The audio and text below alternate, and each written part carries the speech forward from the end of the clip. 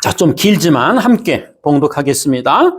그 후에 예수께서 그 어머니와 형제들과 제자들과 함께 가버나움으로 내려가셨으나 거기에 여러 날 계시지는 아니하니라. 유대인의 유월절이 가까운지라 예수께서 예루살렘으로 올라가셨더니 성전 안에서 소와 양과 비둘기 파는 사람들과 돈 바꾸는 사람들이 앉아 있는 것을 보시고 노끈으로 채찍을 만드사 양이나 소를 다 성전에서 내쫓 주시고 돈 바꾸는 사람들의 돈을 쏟으시며 상을 엎으시고 비둘기 파는 사람들에게 이르시되 이것을 여기서 가져가라. 내 아버지의 집으로 장사하는 집을 만들지 말라 하시니 제자들이 성경 말씀에 주의 전을 사모하는 열심히 나를 삼키리라 한 것을 기억하더라. 이에 유대인들이 대답하여 예수께 말하기를 내가 이런 일을 행하니 무슨 표적을 우리에게 보이겠느냐. 예수께서 대답하여 이르시되 너희가 이 성전을 헐라. 내가 사흘 동안에 일으키리라. 유대인들이 이르되 이 성전은 46년 동안에 지어졌거늘 내가 3일 동안에 일으키겠느냐 하더라. 그러나 예수는 성전된 자기 육체를 가리켜 말씀하신 것이라. 죽은 자 가운데 살아나신 후에야 제자들이 이 말씀하신 것을 기억하고 성경과 예수께서 하신 말씀을 믿었더라. 아멘.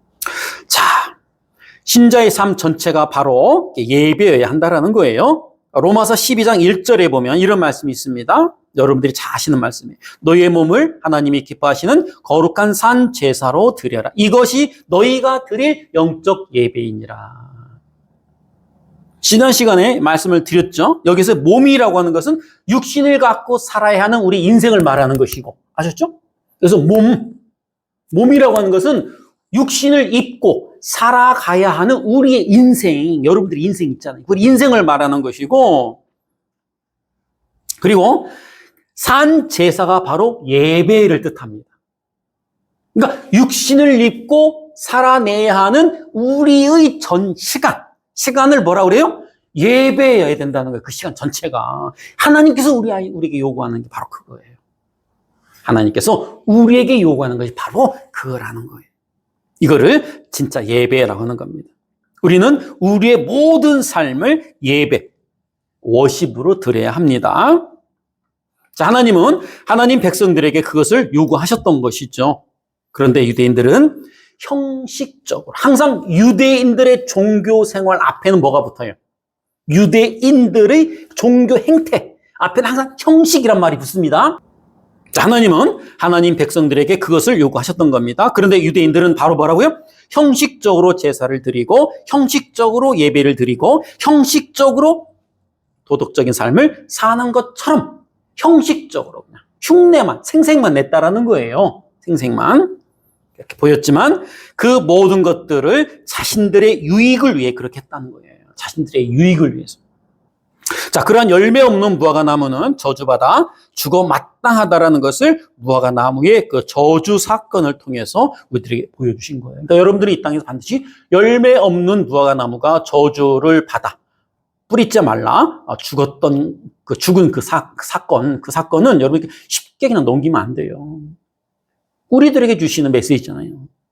너희들이 맺혀야 할 그 열매, 너희들의 하나님 자녀로서 반드시 이 땅에서 너희가 신앙생활하는 동안에 너희의 삶을 통해서 맺혀져야 하는 그런 영적인 열매가 맺혀지지 않으면 너희들은 뭐야? 이 무화과 나무처럼 말라 비틀어 지옥으로 떨어질 것이, 땔감이 될 것이다 이 말이에요. 지옥의 땔감이 될 것이니 너희 명심해. 너무 그렇게 안심하지 마 이 말이거든요. 근데 그 열매는 성령께서 맺어주시는 열매라고 했죠. 걱정하지 마요. 내 안에 계신 그분께서 맺어주시는 열매예요. 그 열매는 성령의 열매라는 것은 내가 맺는 열매가 아니라 내 안에 계신 그분의 열심으로 나를 통하여 그 열매를 맺어내시는 거예요. 물론 나의 순종을 먹고 나의 순종을 에너지 삼아 일을 하신다라고 말씀을 드렸습니다. 자, 그렇게 열매 없는 무화과 나무는 저주받아 죽어 마땅하다는 것을 무화과 나무의 저주 사건에서 보여주신 겁니다. 그러나 주님은 그들을 죽이지 않으셨어요. 그러나 주님은 그들을 죽이지 않았어요. 이 무화과 나무는 뭐예요? 열매 없는 무화과 나무는 포도고, 그렇죠? 포도원 지기 비유해서 배웠지요? 지난 시간에 열매 없는 무화과 나무는 포도원지기의 소출을 못 낸 그 포도원지기 삭슬 못 주고 보내는 족족이 다 죽여서 담장 밖으로 던져버렸잖아요. 왜 그랬다고 그랬어요? 사람 죽이기가 그렇게 쉬워요? 사람 죽이기가 그렇게 간단하게 쉽지가 않아요. 인간으로서 인간을 이렇게 그 목숨을 앗는다는 게 쉬운 일이 아니에요. 근데 보내는 족족이 다 죽여 담장 밖으로 집어 던졌단 말이에요. 왜 그랬다고 그랬어요? 그 주인에게 내줄 소출을 못 얻었어. 소출을 못 얻었으니까 어떻게 해요? 죽을 수밖에 없었던 거거든요. 종을 보내면 종을 죽이고 아들마저도 죽여서 당장 받고. 그 아들은 누구를 상징해요? 하나님께서 보내시는 사자, 예수님을 말하는 거잖아요. 그 예수까지 죽여서 매달았단 말이에요, 그들은. 왜? 내놓을 열매가 없으니까. 그리고 그들은 또 어디? 이스라엘. 그러니까 이스라엘을 광야에서 만난 포도주처럼, 포도처럼. 그 포도는 무화과나무, 열매 없는 무화과나무 이렇게 연결시켰잖아요. 지난주에 읽었잖아요. 그 말씀을 찾아서. 자, 그렇게 죽어야 할 자들이 죽지를 않았어요. 근데 마땅히 죽어야 되는데 열매를 못 맺었으니까 죽어야 되잖아요. 우리는 자, 근데 그러면 그 인간들이 열매를 내놓을 수 있느냐? 못 내놓는다는 거죠. 그래서 포도원지기 비유가 있는 거예요. 열매 없는 무화과나무 사건이 있는 것이고 이 땅에서 그 인간들은 절대 하나님께서 요구하시는 열매를 내놓을 수가 없다라는 딱 단정하고 이 사건을 우리에게 던져주시는 거예요. 너희들은 절대 내가 요구하는 수준까지 올라올 수 없어. 내가 너희들에게 율법을 줬다? 율법을 지켜서 의에 이르라고 줬냐? 율법의 기능이 뭐라고 배웠어요? 율법의 기능은 죄가 죄로 드러나는 것밖에 없어요. 자, 주님은 그들을 죽이지 않으시고 자신이 열매 없는 무화과나무가 되셔서 대신 저주받아 죽으셨어요. 죽으시고 정작 죽어야 할 열매 없는 무화과나무들을 풍성한 열매를 맺는 나무들로 만들어낼 것을 암시하는 것이 바로 무화과나무의 저주 사건의 핵심이에요. 그래서 우리 안에 성령이 오셔서 성령께서 열심히 있게 열매를 맺으시는 거예요. 나의 힘으로는 열매를 못 맺어. 도저히 인간들의 노력과 열심과 땀방울로는 내놓을 수 있는 그런 열매들을 하나님이신 그분이 당신의 열심으로 열매를 주렁주렁 내놓는단 말이에요. 그 열매가 하나님이 기뻐하시는 열매잖아요. 죽어야 할 자들을 대신하여 당신이 저주받은 자가 되어 당신이 대신 매달려 죽으시고 정작 죽어야 할 자들은 뭐예요? 당신의 그 은혜로 성령을 보내서 열매를 맺게끔 하신다라는 거예요. 이야기예요, 이야기. 그러니까 뭐예요? 이 성전 소란 사건 앞뒤로 붙었던 이 무화과나무의 저주 사건은 가운데에 있는 이 중요한 것을 부연 설명하기 위한 기능으로 붙이는 거죠. 그럼 이 무화과나무의 저주 사건은 뭘 얘기하는 거예요? 그럼 어디로 수렴이 돼요? 성전 소란 사건 이 이야기로 수렴이 들어가야 되잖아요. 그럼 성전 소란 사건의 그 이야기도 뭐예요? 그러면 예수님께서 왜 상을 아프셨어요? 왜 성전을 헐라하셨어요? 그러면 너희가 하나님의 아들이면 이런 일을 행할 자는 메시아밖에 없는데 그럼 네가 메시아다라는 증거를 한번 우리에게 기적을 보여봐라. 그랬더니 예수님께서 뭐라 했어요? 그래? 니들 참 기적 좋아하는구나. 그럼 성전 헐어. 내가 3일 만에 일으킬게. 죽어야 할 자들을 죽이지 않으시고 당신을 파괴하라는 거예요. 당신을 죽이라는 거죠. 나를 죽여. 그때 성전은 예수님 자신 몸을 말한다고 그랬죠? 나를 죽여라. 그러면 내가 나를 다시 살려낼 거야. 그래야 너희들이 살아. 이 말이거든. 너희들이 나를 반드시 죽여야 돼. 야, 성전 헐어. 너희들이 나를 반드시 파괴해야 돼. 나를 죽여야 돼. 그러면 내가 나의 힘으로, 나의 능력으로 내가 나를 다시 일으켜 세울 건데 그러면 성령이 오실 거예요. 그래, 너희들이 살아. 이 말이거든요. 그러니까 똑같은 내용이에요. 무화과나무 저주 사건과 성전 소란 사건은 똑같은 내용이라는 거예요. 자, 지난 시간에 여기까지 했던 것 같네요. 그렇죠? 자, 신명기 21장 22절에서 23절까지입니다. 같이 봐요. 사람이 만일 죽을 죄를 범함으로 내가 그를 죽여 나무 위에 달거든 그 시체를 나무 위에 밤새도록 두지 말고 당일에 장사하여 내 하나님 여호와께서 내게 기업으로 주시는 땅을 더럽히지 말라. 나무 위에 달린 자는 하나님께 저주를 받았습니다.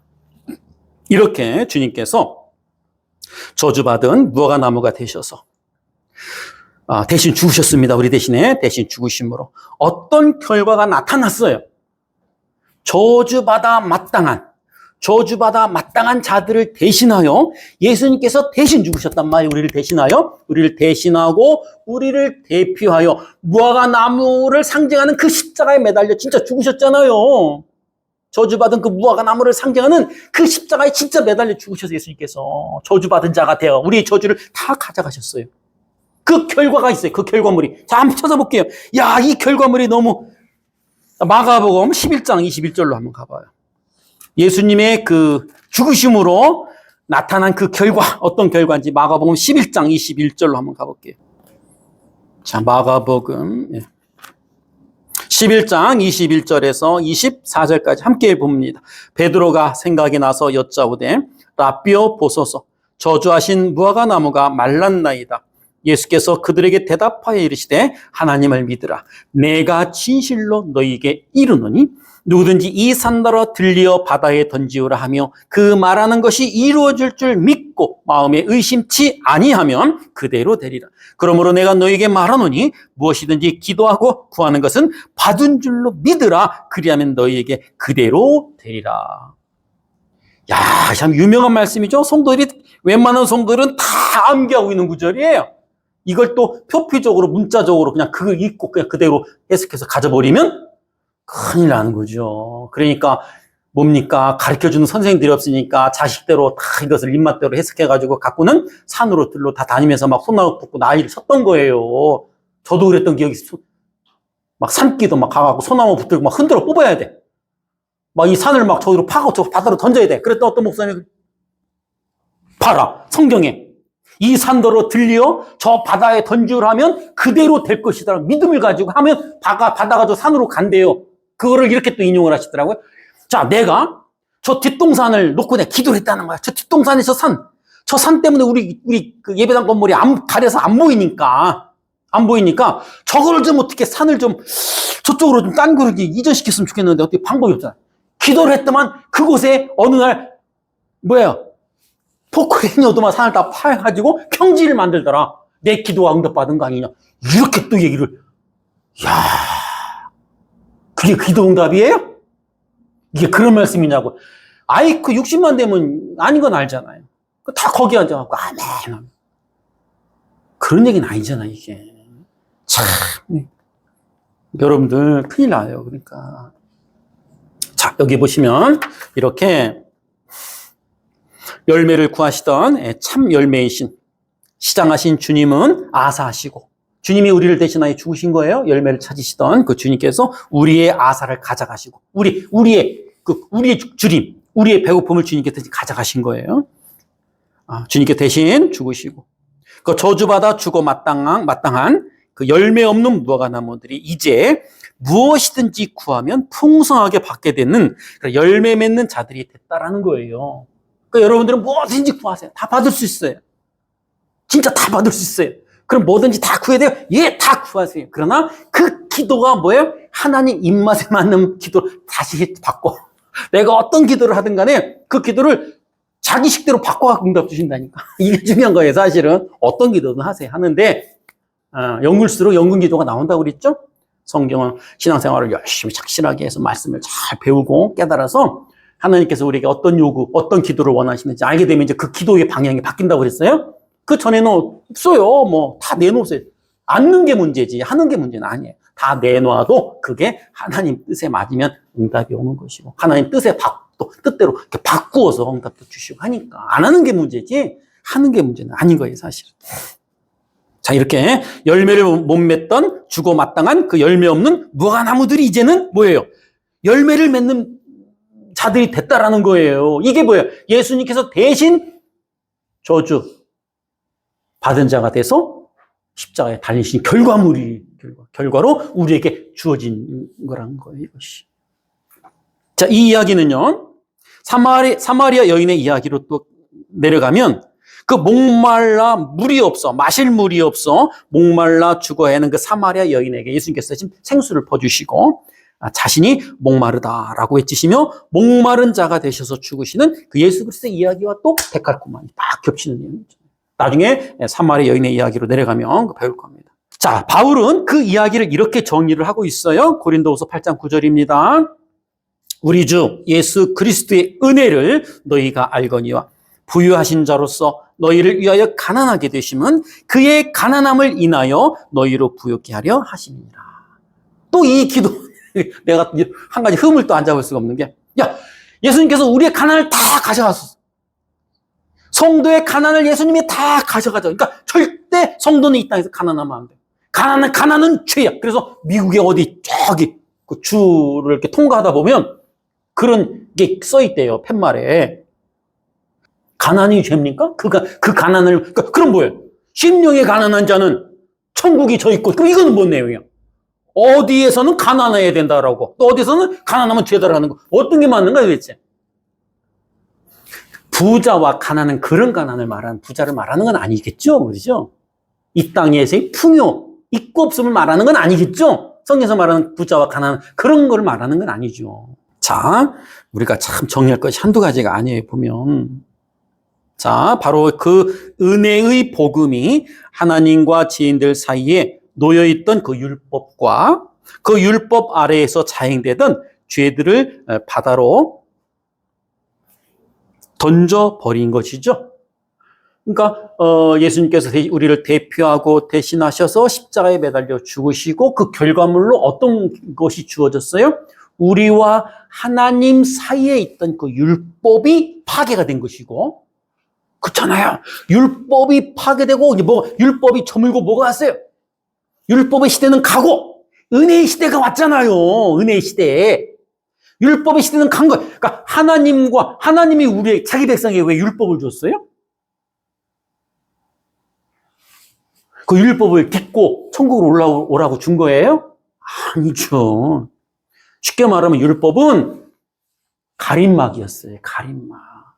에덴 동산의 화영검과 같은 거예요.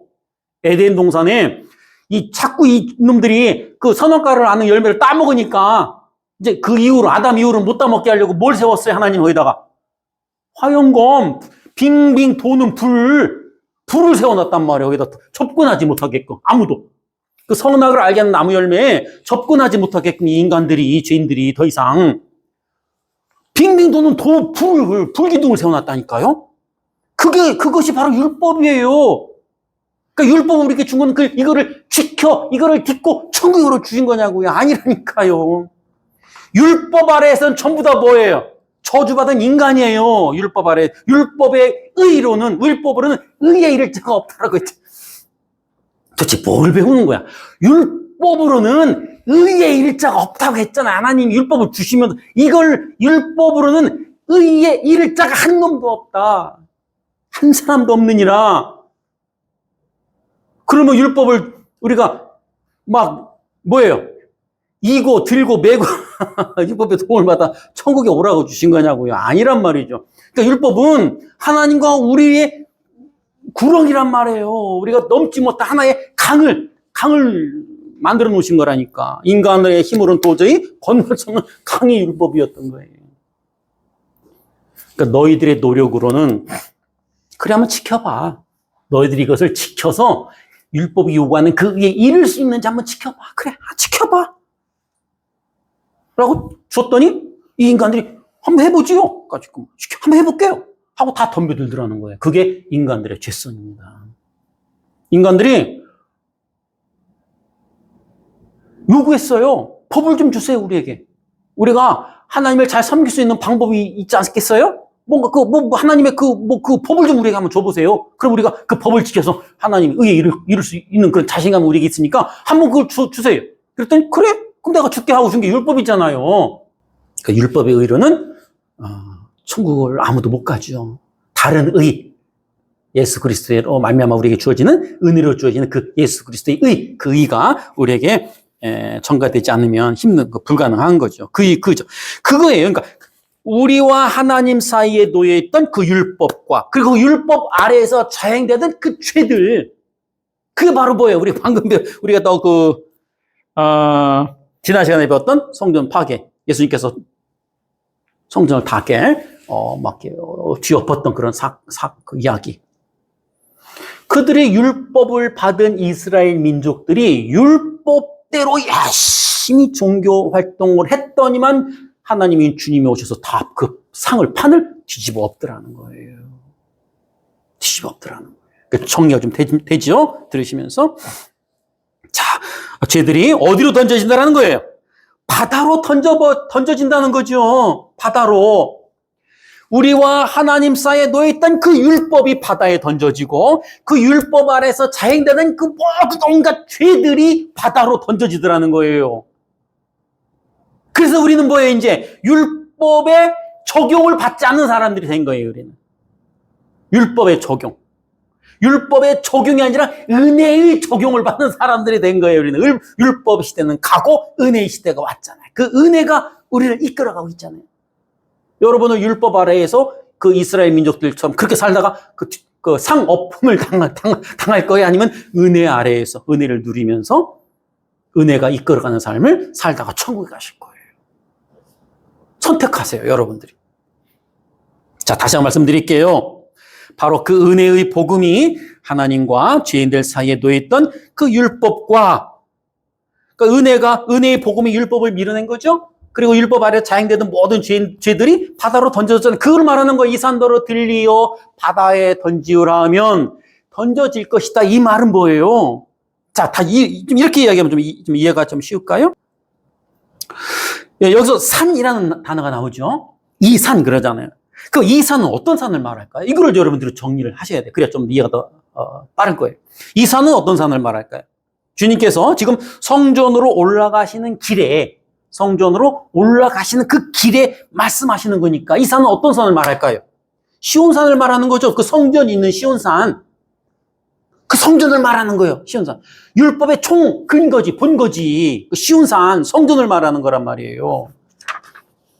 그러니까 주님은 성전에서 장사하는 자들을 모두 내쫓으신 후에 그 일이 바로 자신이 열매 없는 나무가 되셔서 저주받아 죽으실 것을 미리 보여주신 것이고, 그로 말미암아 저주의 율법과 죄악들이 바다로 빠지게 될 것을 보여주신 겁니다. 저주의 율법과 그 아래에서 자행되던 그런 죄들이 바다로 빠지게 될 것을 말씀하셨던 거예요. 그래서 이제 하나님과 죄인들을 가로막고 있는 산이 없어지죠. 하나님과 하나님과 우리를 가로막고 있던 그 율법 아래서 자행되던 건 뭐예요? 죄밖에 없으니까. 그렇죠? 그 산이 없어. 그러니까 이때 산은 어떤 산? 성전을 말하는 거라니까, 성전을 말하는 거예요. 그 성전은 뭐예요? 율법의 본산지. 율법의 본거지. 이해를 못하는 것 같은데. 이해하죠? 자, 이 산은 어떤 산? 시온산. 이 산은 뭐예요? 율법의 본거지. 자, 율법이 자행되던 거, 그렇죠? 그러니까 그들의 신앙생활의 시작이 그 성전에서 시작이 되고 성전에서 마무리가 되잖아요. 그 산을 말하는 거예요. 그 산은 다른 말로 율법 하는 거예요. 그 율법이 바다로 던져졌다라는 거잖아요. 그 산이 바다로 그러니까 뭐예요? 나는 이제 더 이상 예수님의 우리를 대표하고 대신하셔서 말라 죽은 그 무화과나무처럼 우리가 죽어야 되는데, 무화과나무처럼 말라 비틀어져 우리가 죽어야 되는데, 우리를 대신해서 예수님께서 저주받은 자가 돼서 그 나무 진짜 매달 죽으셨잖아요. 이 결과물로 우리에게 주어진 게 뭐라고요? 우리에게 주어진 결과물이 율법이라고 하는 이 성전, 율법이라고 하는 이 산, 율법이라고 하는 이 성전이 바다로 던져지고 그 밑에서 자행되던 모든 죄들이 바다에 던졌다는 것은 나는 이제 그 율법과 상관없는 자가 됐다는 거예요. 우리는 이제 그 율법과 상관이 없는 자, 율법의 적용을 이만큼도 받지 않는 자. 왜? 이제 은혜의 지배를 받는 자들이 되었으니까 우리는. 이제 은혜의 지배 아래에 놓이게 된 우리들은 율법과는 전혀 관계없는 자들이 된 거예요. 우리는. 그 얘기를 하는 거예요. 그러니까 그 은혜의 복음이 우리에게 왔다는 거예요.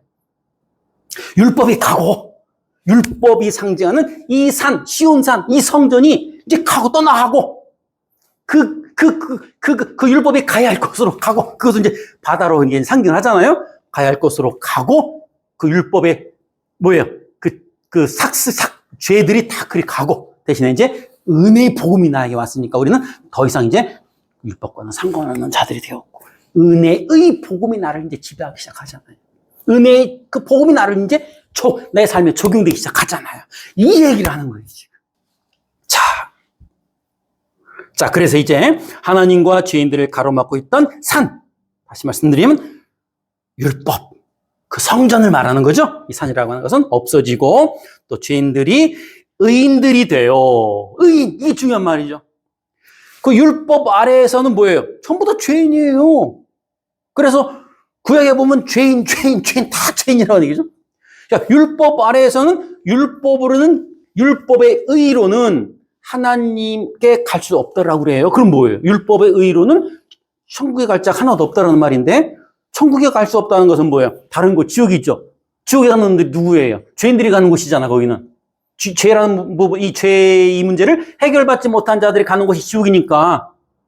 그러면 이제 율법은 죄인이고, 그러면 우리는 이제 율법과는 관계없는 자들이 됐고, 이제 은혜의 복음 아래에 우리가 이제 사는 자들이 있잖아요. 그 은혜는 뭐예요?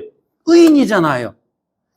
그러니까 은혜의 복음으로 우리가 뭐가 되었어요? 의인이. 이 결과물이 우리에게 주어졌다라는 거예요. 이 결과물이. 죄인에서 의인으로 우리는 이제 변화가 된 거예요. 의인이라고 하는 결과물을 그리스도의 희생으로, 헌신으로, 십자가의 결과물로 우리에게 주어진 거라는 거예요. 성전 파괴 사건이 바로 이거를 이야기하는 거예요. 그러니까 뭐예요? 이 성전을 헐라, 이 말은 나를 파괴해라, 이 말이라고 그랬죠? 이 성전을 헐라? 그러면 이 나를 파괴하라, 나를 죽여라, 나를 십자가에 매달아라. 그럼 내가 3일 만에 나를 다시 일으키리라. 그래야 너희들이 살아. 이 내용을 성전 파괴 이야기가 담아서 우리에게 줬어요. 그리고 그거를 부연 설명하는 무화과나무의 저주 사건이 샌드위치 기법으로 이렇게 붙어 있는 것이고. 그러면 다시 이제 맨 처음으로 올라가서 가나의 그 혼인잔치, 물포도주 사건은 뭐를 이야기하는 거예요? 성전 파괴 이야기를 하는 거 있잖아. 나를 그러니까 뭐예요? 참 기쁨을 상실한 그 잔치집에 포도주가 떨어졌다는 것은 뭐예요? 참 기쁨을 상실한 거와 같은 거라고 그랬죠?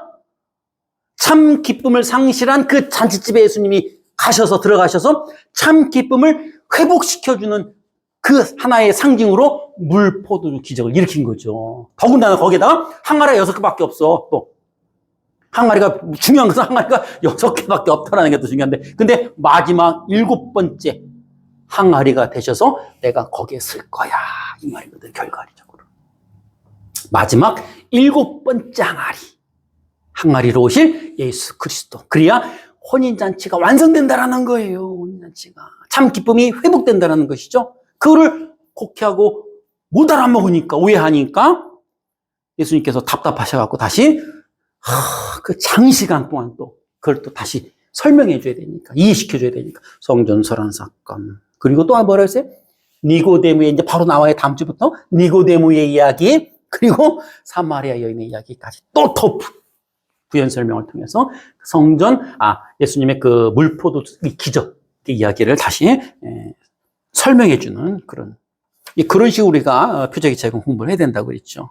자, 다른 말로 예수님은 형식과 위선으로 가득 찬 옛 성전이 되셔서 파괴가 되시고, 다시 새 성전으로 부활하셔서 이제 하나님께서 원하시는 진짜 열매를 맺을 수 있는, 진짜 열매를 맺는 참 성전이 되실 것임을 보여주는 것이 바로 성전 파괴 사건의 핵심 요지라고 하는 거예요. 자, 그런데 주님은 그 1년의 사역 속에서 장세전의 택함을 받은 하나님 백성들을 품고 일을 하신다라는 거예요. 이게 중요한 거죠.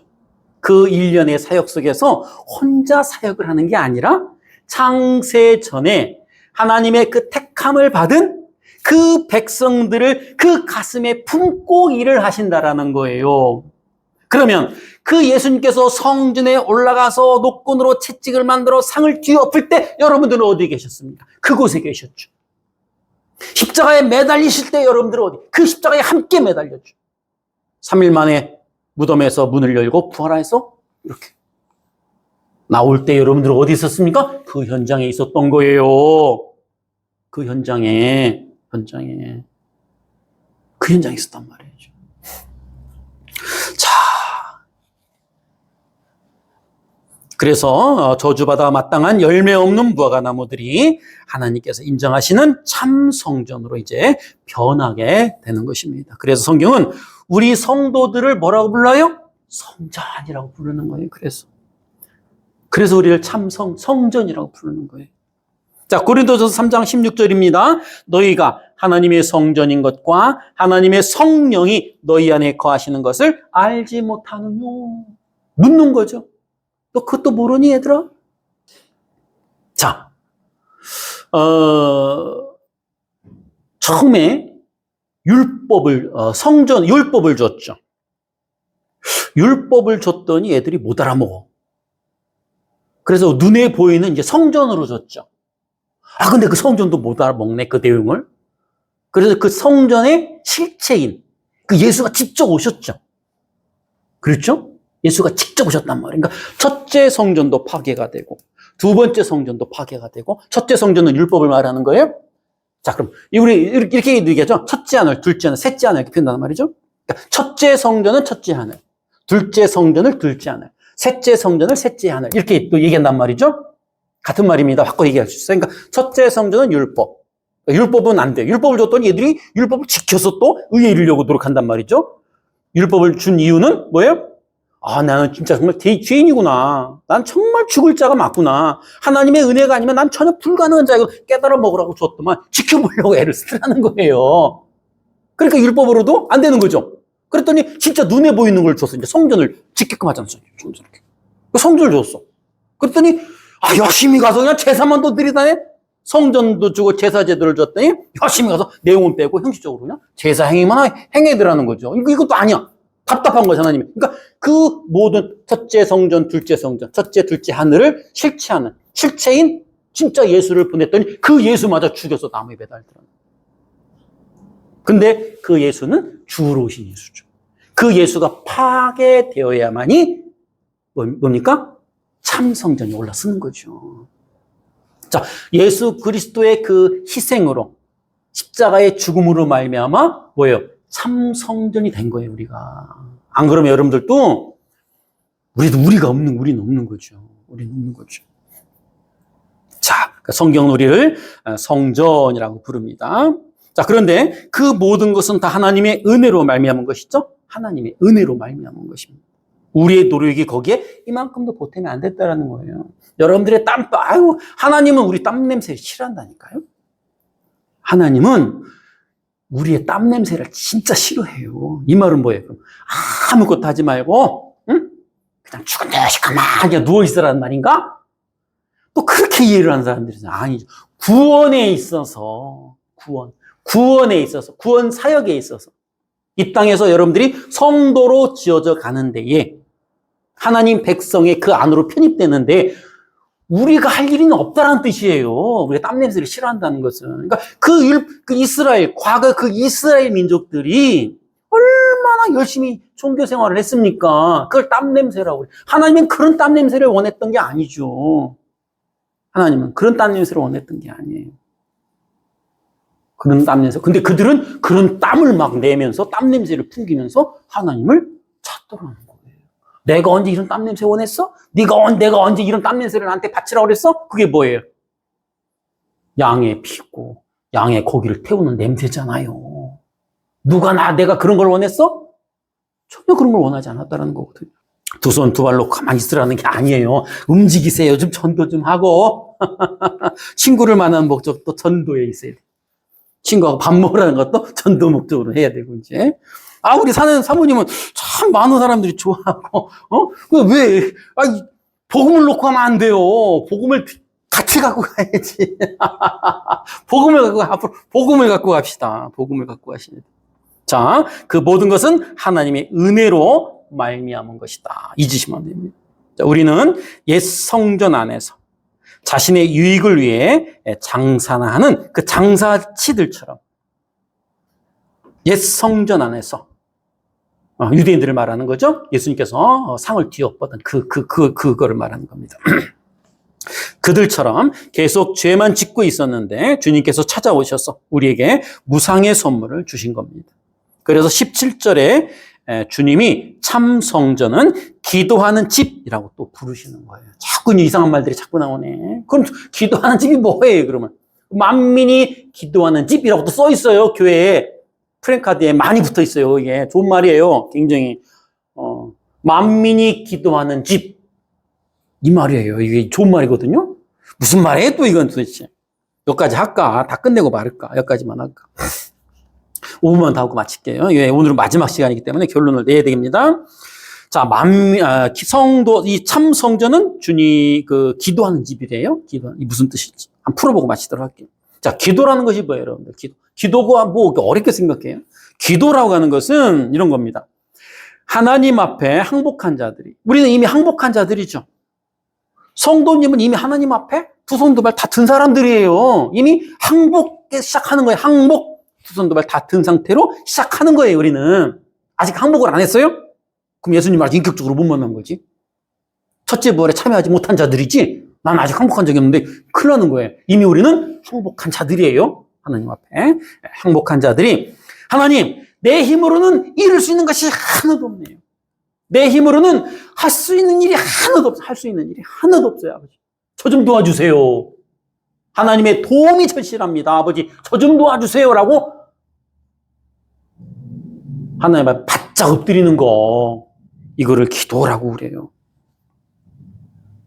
자, 우리의 성전됨은 오직 하나님의 은혜로 선물로만 주어지기에 그 참 성전은 너희들의 노력이나 행위로 지어지는 것이 아니라는 의미에서 기도하는 집이라고 하는 거예요. 자, 믿음은 뭘로 왔다 우리에게? 은혜의 결과물로 주어진 게 믿음이라고 그랬죠? 은혜의 결과물로 주어진 게 믿음이잖아요. 그럼 믿음은 내가 어떤 시장에 가서 양말짝 다섯이 5천 원 주고 샀어요? 5만 원 주고 샀어요? 50만 원 주고 샀어요? 사고 팔 수 있는 게 아니라고 그랬죠, 믿음은. 그냥 은혜 선물로 나에게 주어지는 거예요. 은혜 선물로. 자, 그럼 뭐예요? 집은 성전이죠? 우리 보고 성전이라고 하니까, 우리 보고 성전이래요. 우리 보고 참 성전이래. 옛 성전은 파괴가 되고, 옛 성전 누구와 함께? 옛 성전은 예수님과 함께 파괴가 된 거예요? 이 성전을 하려 그러잖아요. 나를 죽여라. 예수님이 파괴가 됐잖아요. 죽었잖아요. 예수님이 파괴가 됐단 말이죠. 성전, 그 집, 우리 이제 예수님이 파괴가 된 참 성전이 세워졌잖아요. 우리를 말하는 거예요. 참 성전은 이제. 참 성전. 그 성전을 뭐라고 그래, 지금? 집이라고 또 묘사를 하네? 기도하는 집 할 때 이 집은 성전이 나를 말하는 거예요? 이렇게, 이 집이 된, 참 성전이 된 너희들은 어떤 기도를 해야 된다는 거예요? 기도하는 집이니까 어떤 기도를 내놔야 된다는 거예요? 하나님, 저는 아무것도 할 수 없는 자입니다. 전적 무익한 자입니다. 저는 절대 불가능한 자입니다. 저는 티끌 먼지에 불과한 자입니다. 하나님, 내 도움이 저는 절실합니다. 저 좀 도와주세요. 저 좀 살려주세요. 이런 고백을 내놔야 한다는 거예요. 그래, 이런 고백을 내놔야 하는 집이라는 거예요, 우리는. 그러니까 여러분들 어떤 기도를 하세요? 참 성전이 되셔서 어떤 기도를 하세요, 날마다? 어떤 기도를 하시냐고. 이러한 기도를 하는 집이 된다라는 거예요, 우리는. 하나님, 저는 절대 불가능한 자입니다. 하나님, 저 좀 도와주세요. 저는 여전히 이렇게 타락하고, 여전히 저렇게 뭔가 내 의지로는 절대 한 발짝도 나갈 수 없는, 저는 정말 불가능한 자입니다, 아버지. 저 좀 도와주세요. 저 좀 도와주세요. 이걸 또 예배의 생활화라고 하잖아요. 이런 고백을 내놔야 하는, 이런 기도를 하는 집이라는 거예요, 우리는. 그래서 기도하는 집이에요. 다른 말이 아니라. 그런데 그런 기도하는 집들이 빼놓뚱한 기도만 내놓네. 아버지, 내가 이번에 다른 사업을 계획했어요. 하나님, 나 당신 자식 맞죠? 나 이번에, 이 사업이 지금 진행이 잘 안 되는 것 같아요, 아버지. 그러니까 내가 좀 방향을 틀어서 이쪽으로 한번 사업을 내가 틀어볼까 하는데, 아버지, 이쪽 사업을 좀 틀려면 이러한 것들이 필요해요. 아버지, 저 도와줄 수 있죠? 다 이런 기도만 내놓잖아요. 기도하는 집들이. 그래서 만민이 뭐예요? 만민. 모든 사람들을 말하는, 어떤 모든 사람들? 창세전에 선택받은 하나님 백성들을 모든이라고 하는 거예요. 모든 만민이라는 것은 뭐예요? 참 성전이 된 자칭 하나님의 아들, 자녀들, 이들은 뭐예요? 이런 기도를 해야 된다는, 한 사람도 빠짐없이. 그러면 뭐예요? 만민 속에 들어가지 못하는 거죠? 그럼 난 성도가 아니라는 거잖아요. 성도가 될 수 없다라는 거잖아요, 우리는. 만민이 기도하는 집이라는데 하나님께서는 한 사람도 예외를 둔 적이 없어요. 그럼 나는 그 만민 속에 내가 포함되지 못한다면 나는 성도가 아닐 가능성이 농후한 거죠. 그런데도 여전히 그런 걸 모르고 엉뚱한 것들만. 자, 하나씩 풀어주니까 무섭죠, 이제? 무섭잖아요. 무서워요. 예배를 준비하면서, 말씀을 준비하면서, 정말 무서워. 성도들에게 해줄 말이 없어. 근데 거짓말을 할 수는 없잖아요. 있는 그대로 풀어줘야 되죠. 그게 스승, 선생이 할 일이지, 역할이잖아요. 자, 그렇게 기도는 하나님 앞에 항복한 자들이 하나님, 내 힘으로는 아무것도 할 수 없으니 오직 하나님의 도우심만을 구합니다. 라는 고백을 해야 되는 사람들이 성전이니까 기도하는 집이라고 이름 붙인 거예요. 다시 말씀드리면 우리의 성전됨, 즉 나의 나됨은, 나의 하나님 자녀됨은 은혜로, 오직 은혜로 그냥 선물로만 주어진 거잖아요. 거기에 여러분들이 내가 보탠 것이 뭐가 있어요? 하나도 없잖아요. 그러니까 나의 나됨은 하나님의 은혜입니다. 이런 고백을 하라는 거예요, 날마다. 나의 나됨은 하나님의 은혜입니다. 하나님, 이번에 하나님께서 좀 많이 도와주셨어요? 아유, 감사합니다. 이렇게 하지 말라는 거예요. 자기가 계획을 세워놓고 방법을 설정해놓고 하나님 여기다가 2%만 하나님 힘 내가 좀 빌릴게요. 결과가 잘 나왔어. 아, 역시 하나님은 내 편 맞아. 하나님 역시 나만을 보시는 것 같아. 하나님 짱! 이게 성도예요? 성도가 아닌 거죠. 그건. 그 성도로서의 올바른 자세가 아니죠. 그런 식으로 하나님의 힘을 이용하려고 들어. 이게 유대인들이 했잖아요. 예루살렘 성전 안에서의 그 제사 행위. 그들이. 그거란 말입니다. 이제 예수님이 오셔서 판 뒤엎으면 이제 기회는 없다라고 그랬어요. 아셨죠? 그러려고 우리가 이렇게 공부를 하는 겁니다.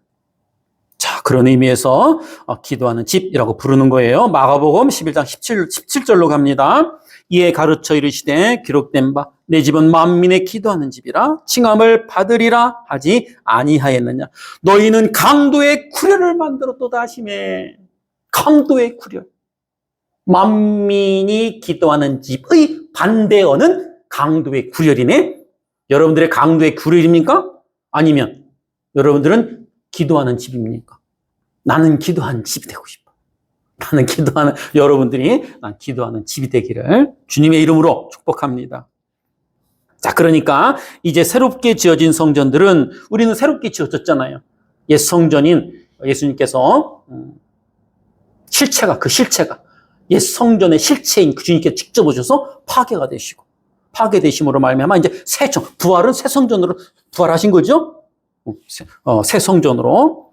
새롭게 지어진 성전들은 하나님의 그 크신 은혜 앞에 납작 부복하고 그토록 엄청난 선물을 주신 하나님께 터져 나오는 감사로 예배의 삶을 살게 된다라고 하는 것이죠.